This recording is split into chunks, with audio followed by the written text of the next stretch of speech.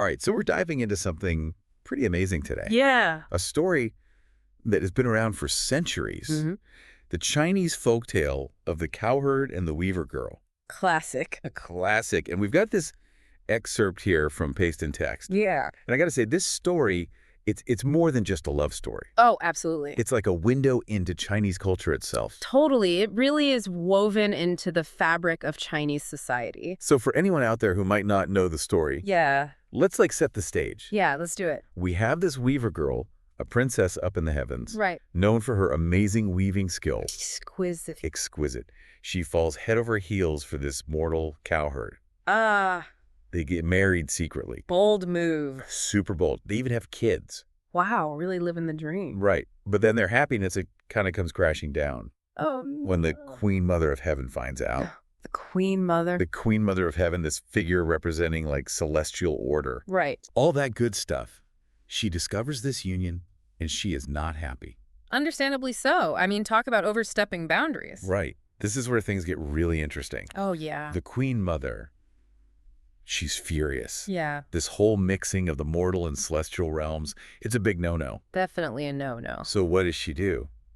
She separates them, creates the Milky Way, No way. a giant river of stars to keep them apart. Wow. Talk about a dramatic separation. Right. And this is where we get the Qixi Festival. Exactly. Qixi Festival, also known as Chinese Valentine's Day, Oh, so romantic. falls on the 7th day of the 7th lunar month. Yeah. And it's the one day every year that the Cowherd and Weaver Girl are allowed to meet.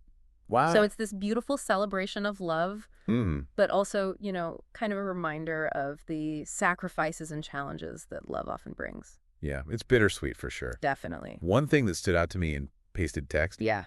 was the emphasis on the Weaver Girl's weaving. It's not just about her skill. It's like it symbolizes her celestial duty, something she basically abandons for love. That's a really good point. It highlights those societal expectations on her. Yeah. Expectations tied to her role up in the heavens. It's a big deal. Huge. And for her to choose love, it's like defying those expectations. Makes you think how different people must have viewed this story. Absolutely. Like, did mortals see it as hopeful, Yeah. while the celestial beings saw it as a warning? Right. Like, don't even think about falling for a mortal. Totally. And that complexity is what makes this story last. I agree. It's timeless. It speaks to those universal themes of love, duty, and societal expectations. All the big stuff. But it lets everyone have their own interpretation. And then there's the connection to the actual night sky. Oh, yeah. I love that this isn't just some story in the book. Right. It's up there in the stars. Literally. You can see it. Exactly. The star Vega, one of the brightest in the summer sky. Yeah. That's the Weaver Girl. And then Altair. That's our Cowherd. Together again. Sorta. And of course, separating them. The Milky Way. Of course, the Milky Way. It's like a picture of their love and their separation. It really comes alive when you look up at the stars on a clear night. It does. Like these ancient stories, they're more than just stories. So much more. They're woven into how we see the universe. And that's the power of mythology. Mm-hmm. It connects us to something bigger. Right. We find meaning in the world around us. So we've got this story, the cultural meaning, the connection to the cosmos.